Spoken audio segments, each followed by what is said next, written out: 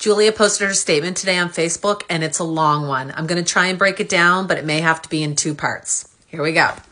So the first part that she wanted to share was basically just saying that she's not a liar, she's not delusional, she's not seeking attention, she's not doing it for fame. She went on just to say that these are all facts that she's sharing and all truths. She continued asking people not to believe things that they see on Facebook pages or newspapers, and she says we should only listen to authorities from now on and officials like the police. She then got into her history a bit. She talked about her essay in her childhood by Peter Ney, which of course was her step-grandfather. She discusses where this happened in her bedroom, in her home, in her living room. She feels that her mother was able to notice this and just did nothing about it. She acknowledges that the court judgment, the papers from the court say that the abuse was a few months long. She claims that she feels it was years long.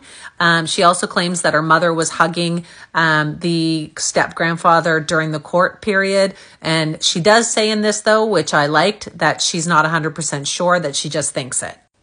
She went on to say that she doesn't have a lot of memories, and she does claim that she's never stated she's Madeleine McCann. She apologized for naming her site I Am Madeleine McCann and claims that she meant to put Am I Madeleine McCann.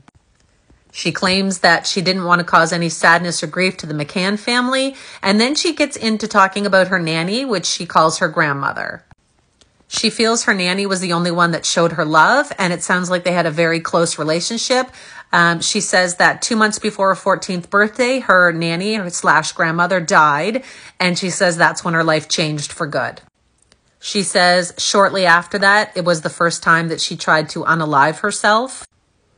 And then she claims a year later she had a second unaliving attempt, and this time she was brought to the hospital. So it sounds like she's saying she wasn't taken to the hospital the first time. She claims the second time she was brought in, the doctor says that she's lucky to be alive. She goes on to say that after Peter Ney was convicted, she started to be a bit different. She felt that nobody understood her, nobody knew how she felt, and she became extremely emotional and depressed. She then gets into her therapy and says that during her therapies, when she realized that supposedly something was wrong, and she started questioning her parents and if they were actually her parents. She says this therapist actually did help her and she was able to have a part-time job. Julia claims she's never refused therapy and that she liked this therapist, and her mother decided she didn't like her and stopped taking her to those sessions.